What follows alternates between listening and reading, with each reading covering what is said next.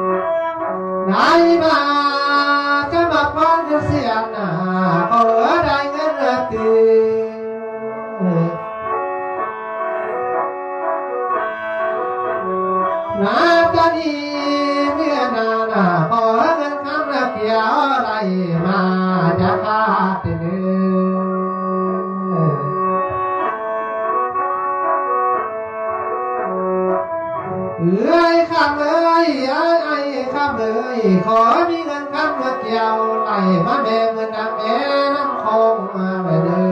น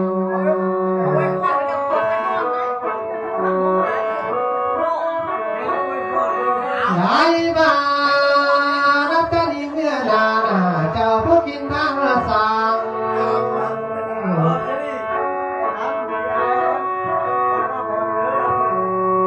สาธุแม่จะมีเงินอะไรน้องเมื่อนาแม่น้ำ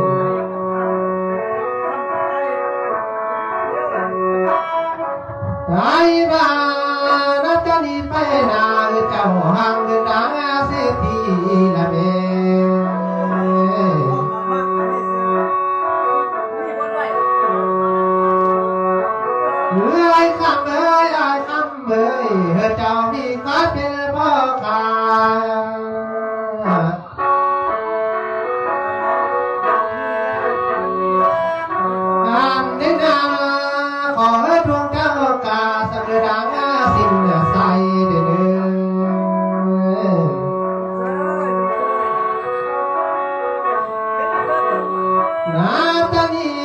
เมื่อนานาเจ้าเอ้ยขอจะมีน้ำของเงินแล้วของคำทุกโศกเดือ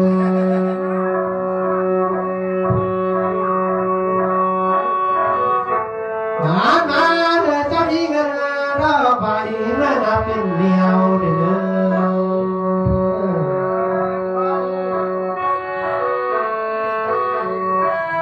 การเดินนาข้าจะมีเงินคำเดียวสู่ข้าพาเปิดแก้มเฮียงนะเม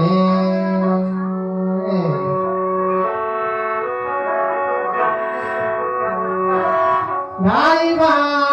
ความเจ็บจะง่ายใจความขายของเจ้าจะมีเด้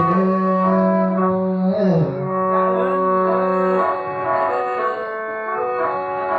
มาจะดีเมื่อนานาสุขอยู่ดีนักกันจนเท่า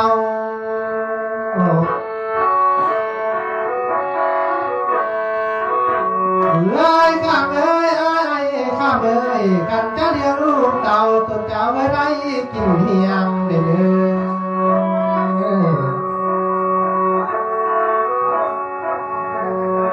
นายมาก็จะเพียงรู้เพียงหน้าขอได้กินในวันสาพี่น้องได้เพิ่งป่าละมีเด้อ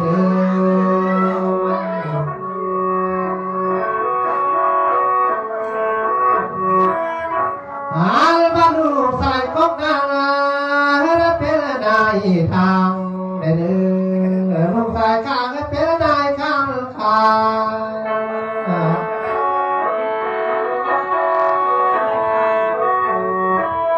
อาลบาลูว่าสวยเป็นหัวหน้าธนาคารเด้อ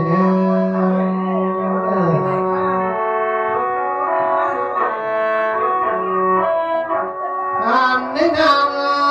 นับจะดีเมื่อนาคานี้เมื่อเดินนา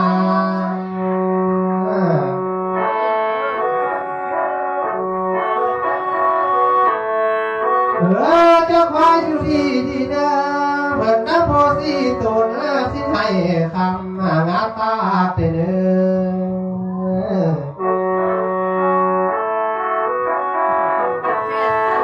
สาธุแม่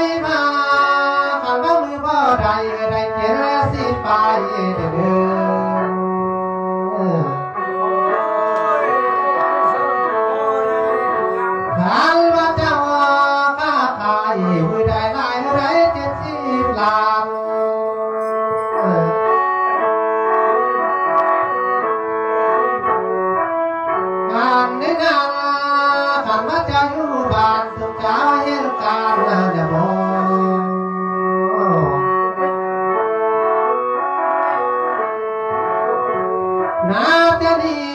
เมื่อนาด้วยข้าไม้ไอ้ทำมือเห็นเพียงงานจะได้กู้งานเดิน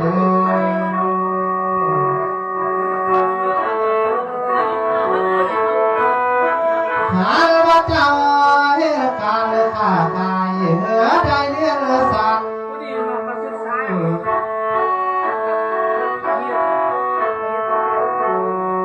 ไหนมาขึ้นเงินได้พอกำได้เหลือก็ขึ้นคำได้ขอก็เดือ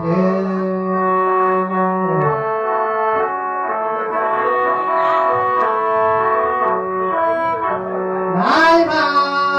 ให้ธุรกิจก้าวขาซื้อขายทั้งวันลายดีบ่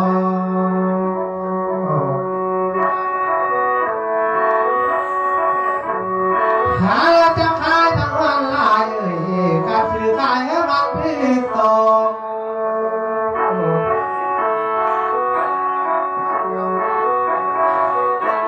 หามาขอทาพี่น้องมาสั่งสินค้าน้ำเจ้าได้เมื่อดูเดือ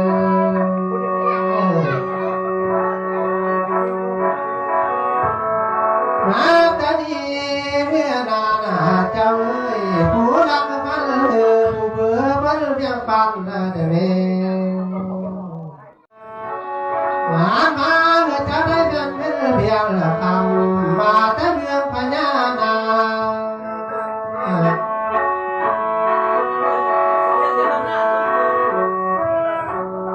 นาตาดีเมื่อนาเจ้าการมาเพิ่นได้มาเพื่อเจ้าได้คนมาเดิน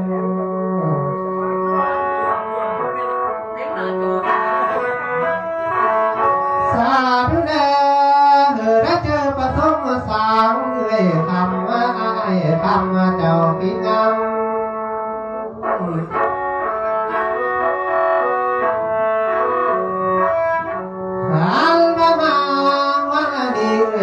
เอ้ยเบาๆไว้ก็ว่าลายเดี๋ยวนี้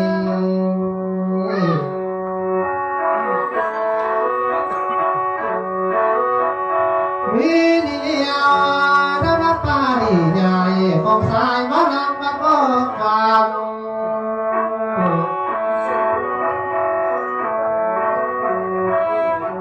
ขาบางไว้สร้างใดเมื่อนาจะเน่าไว้พวนเมื่อเดินมาดีเดียวไข่สิกาวังบันถึงแม่บัวทวนมาสิบ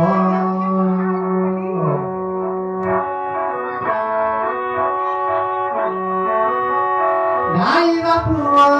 ที่สามแม่สมหวังเป็นสื่อ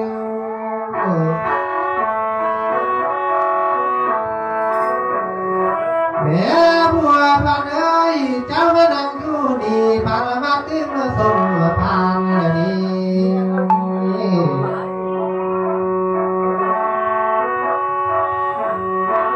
หาว่าแม่ส่งพอนั่งก็คือรักเดียวกันแล้วน้อง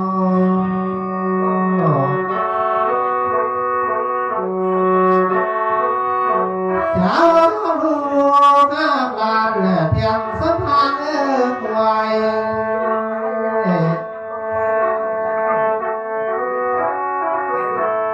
มีนี่เดียว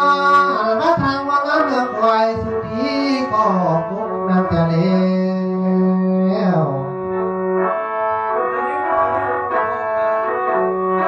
ได้มาทิ้งหัวน้ำนี้สุธีก็เจอแม่ไปบวชวันไป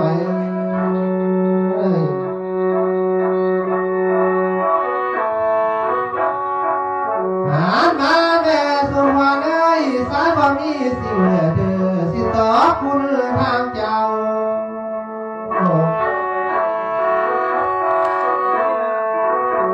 มีนี่เลี้ยวกว่าก็เอาคำเบาสังไว้มายอคนเดียว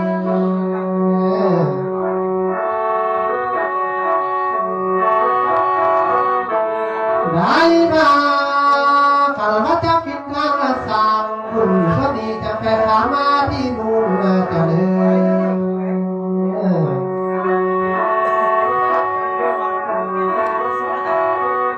หามาแม่ปวดท้องแม่สมวันนั่งก็คือดังเดียวกันแต่เดิน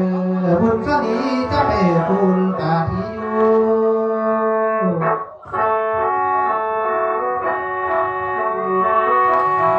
นาตาดีเมียนานาพร้อมแม่เอ้ยแม่เป็นคนเหลือผู้ได้บอกหนูฟันลางนาเด้อ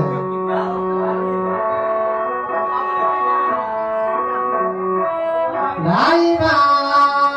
จะสุขอยู่เท่าได้กินเพียงลูกนางหลายซ้ำนะแม่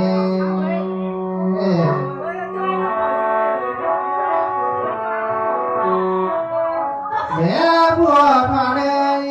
ขอแม่ถึงตู้เท่าได้กินข้าวน้ำลูกเจ้าได้นาเด้อ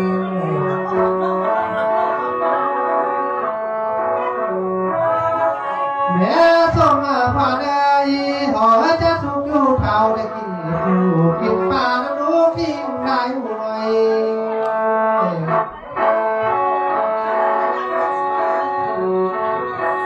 หาบ้าสาวนาแม่เจ้าหน้าได้กินหวยน้ำน้องเจ้าได้เพื่อได้เลย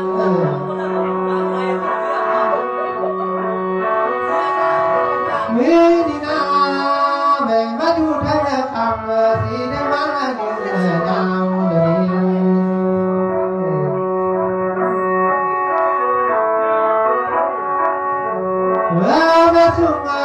อยู่เท่าแม่ได้พาลูกพาหลานเห็นเท่า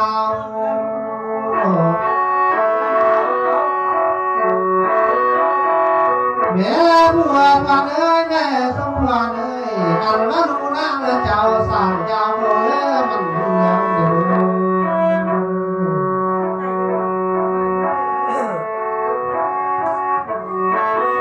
เจ้าประทานไปเดียวหน้าลูกหลานสามเดือนมันคืน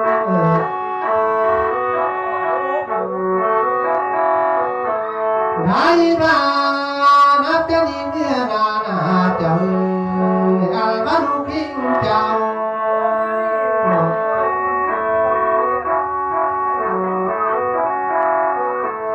หามาขอให้มีเงินพันเกี่ยวสิ่งเดียวดีทุกอย่างได้เดิน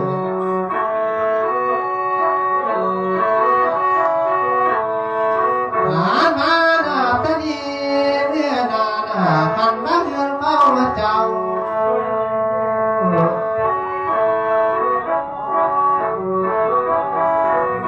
แม่บัวพานเอ้ยอันว่าพานเอ้ยเจ้าได้จับกินมาได้เลย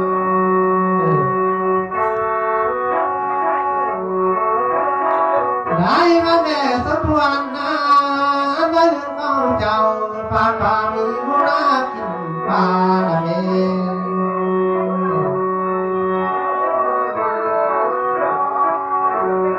ได้มาสองเดือนเจ้าหน้าทางปากปลาได้เทียมโตบวน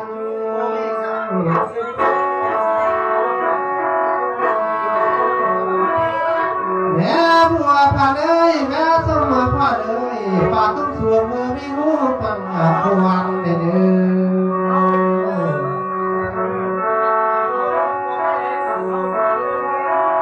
สองแม่เทียมเงินเลยการมาทางบัวลานเจ้ามีหูบัวเงินแล้วบัวคำเปิดการโกงไม่เด้อ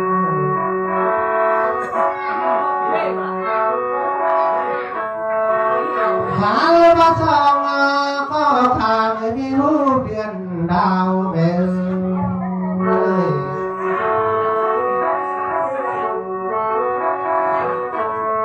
แม่บัวพานเอ้ยแม่สมพรเอ้ยสายงานยาวก็กันเป็นถวย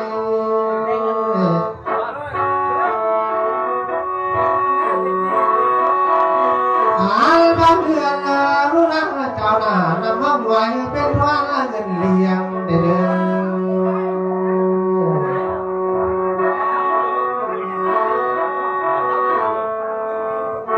แม่บัวพานเอ้ยแม่สมพรเอ้ยเจ้า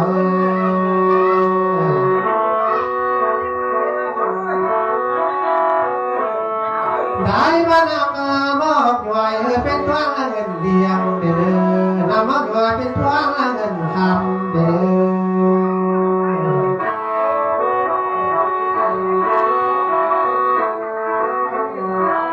นาตาดีเมื่อนาคาดีเมื่อเดินนา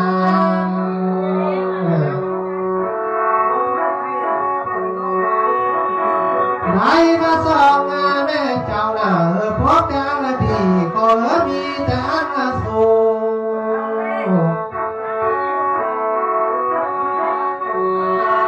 สองแม่เจ้า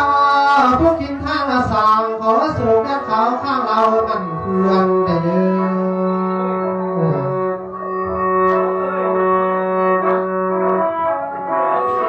เจ้าประทานไปเดียวหน้าขอสู่แก้เขากลางเพื่อนมันคงไม่เอ้ย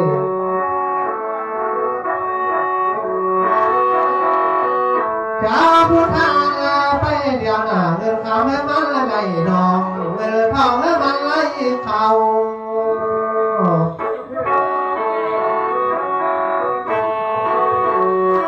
ได้บ้าเขาได้นำมาก็มีมาจากขาดเลยเด้อมันขึ้นซอดจากขาดยามเด้อ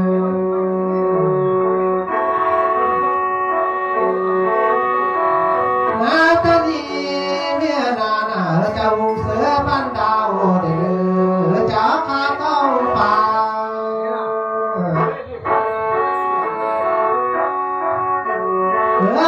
ข้าวต้องฝาความสาจะอย่ามีเด้อ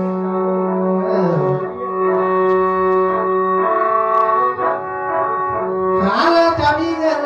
คำเลิกเกี่ยวเดียวสุขภาพก็เลิกแก่เหี่ยวเลิกไปเลย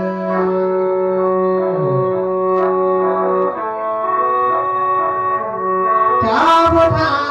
ไปเดียวกันเจ็บเขียวก็เลิกมันนาสะเด้อ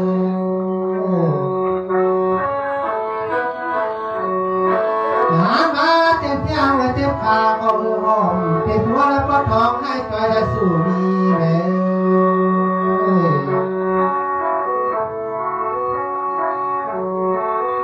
ได้มานานวันนี้นะรวยไล่บ่ลำไหล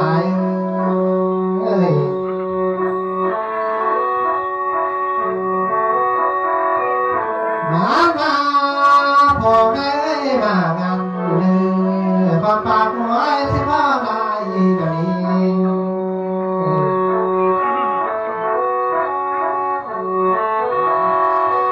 มาแม่มาต้นเลยพี่เอ๋ยปริญญาความพวงสายพ่อกวาง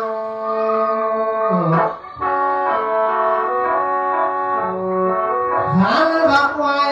สร้างใจเมื่อนาจังฟัง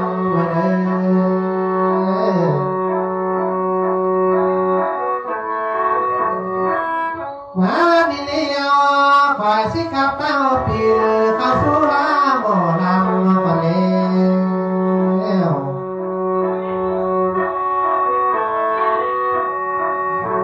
ลาบุ้งคำเลยลาธรรมะตั้งละไม่ใส่